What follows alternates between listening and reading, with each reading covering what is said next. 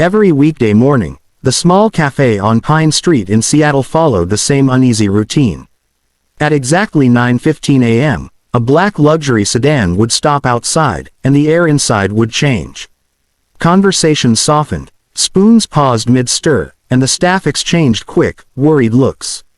Everyone knew who was coming. The rude millionaire. No one used his name anymore, pushed through the glass door as if the place belonged to him. He wore expensive suits, spoke loudly into his phone, and treated the cafe like a personal stage where others existed only to serve or annoy him. He complained about everything: the temperature of the coffee, the brand of sugar, the music playing too softly or too loudly. If a server made even the smallest mistake, he humiliated them with sharp words and sarcastic laughter. He never tipped. Sometimes he deliberately left a few coins scattered on the table, forcing waiters to pick them up while he watched. Customers hated his presence, but no one challenged him. His wealth carried a strange power, and fear followed him like a shadow. On a rainy Monday morning, something different happened. A new waitress started her first shift. Her name was Lily Carter, a 24-year-old college graduate who had recently moved to Seattle from Oregon. She needed the job badly while searching for work in her field. The manager, Mr. Harris, warned her quietly while handing her an apron. "One customer," he said carefully, "is difficult. Just keep your head down." Lily nodded, tying her apron strings with steady hands. She wasn't unaware of rude people. She had worked retail before. Still, she could feel the tension in the cafe even before the door opened. When the billionaire arrived, she watched from behind the counter as he scanned the room like a king inspecting subjects.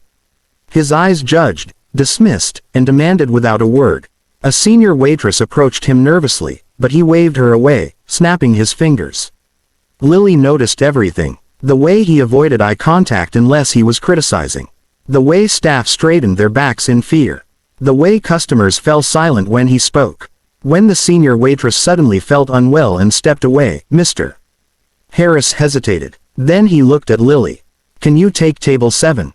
He asked. Her heart beat faster, but she nodded. Carrying a cup of fresh coffee, Lily walked toward the most feared table in the cafe. The millionaire barely glanced at her. "About time," he muttered. "This place gets slower every day." Lily placed the coffee gently in front of him. "Good morning, sir," she said calmly. "Please let me know if you need anything adjusted." He looked up, surprised by her composed tone. "Your foam is uneven," he said coldly. "I can fix that," Lily replied with a small, polite smile. As she walked back to the counter, whispers followed her. Some expected her to cry. Others expected her to quit by noon. Lily, however, felt something else growing inside her. Not anger, not fear, but a quiet decision. She realized that this man ruled the cafe only because everyone allowed it. And as the rain tapped against the windows outside, Lily prepared herself for whatever came next. By early afternoon, the rain outside had slowed to a light drizzle, but the tension inside the cafe remained thick.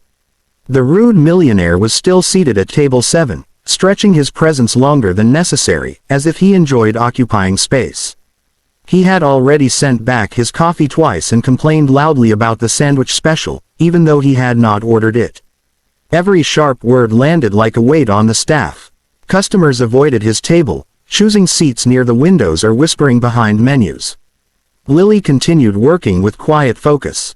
Each time she passed table 7, she observed him carefully. She noticed how he watched reactions more than service, how his satisfaction came not from good coffee but from control. When a young barista named Miguel accidentally bumped the counter, spilling a few drops of milk, the millionaire laughed loudly. "Is clumsiness a requirement to work here?" he said, ensuring everyone heard. Miguel's face turned red. "Mr. Harris," started to apologize, his voice shaking. Lily stopped. She felt a tight knot in her chest, but her steps did not slow. She walked toward table 7, placing herself between the millionaire and the barista. The cafe grew quiet, as if the walls themselves were listening. "Sir," Lily said evenly, "we're happy to serve you, but we don't allow our staff to be insulted." The millionaire leaned back, clearly amused. "And who are you supposed to be?" he asked, smirking. "The cafe's new lawyer." "No," Lily replied, I'm your waitress, and this is a place of respect. A few customers looked up from their phones. Someone near the door nodded slightly. The millionaire laughed again, louder this time. He took a bill from his wallet and dropped it deliberately onto the floor.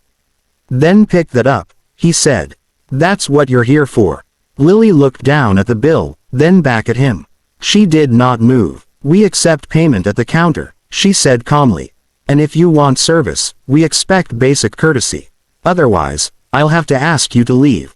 The room froze. No one had ever spoken to him like that here. Mr. Harris stepped closer, his hands trembling, but he stood beside Lily. The silence stretched until it became uncomfortable. Finally, the millionaire's smile faded. He glanced around the cafe and realized something had changed. People were watching. Not him, but Lily. This is ridiculous, he muttered, standing abruptly. He placed his money on the table, this time neatly. You've just lost a very important customer. Lily met his eyes. We'll be okay, she said.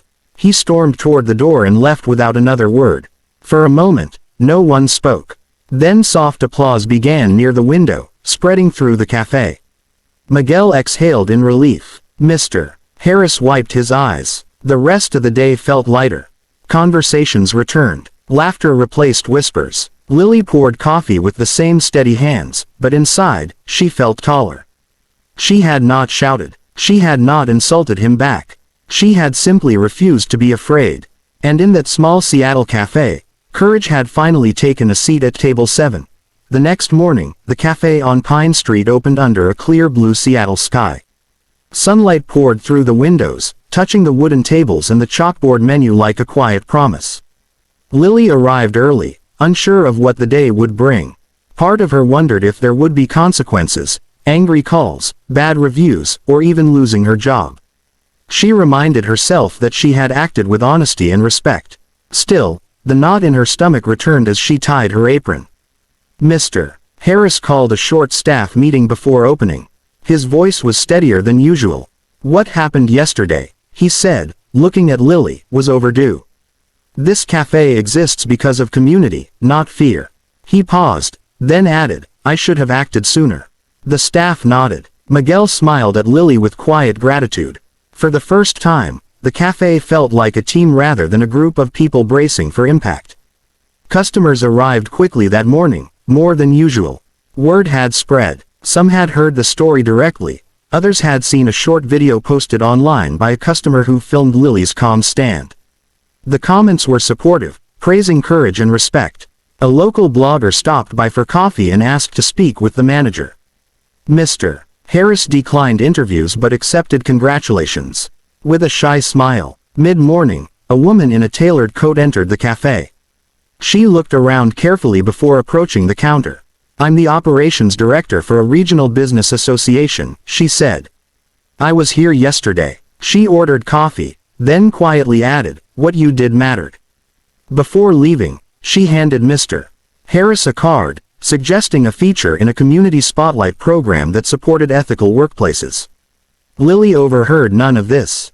She was busy serving customers who smiled warmly and tipped generously. One elderly man told her, my wife and I stopped coming because of that fellow. We're glad you're here now.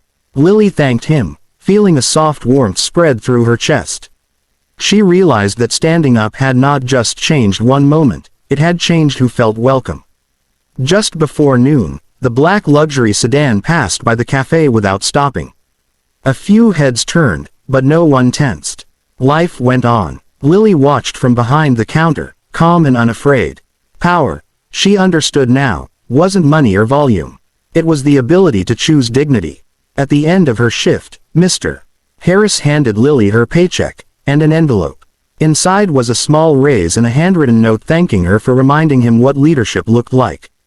Lily walked outside, breathing in the cool air, feeling lighter than she had in weeks. That cafe became known as a place where kindness was not optional and respect was not negotiable. Lily didn't see herself as a hero. She was just someone who refused to let fear speak louder than fairness. And in a small corner of the USA, that choice made all the difference.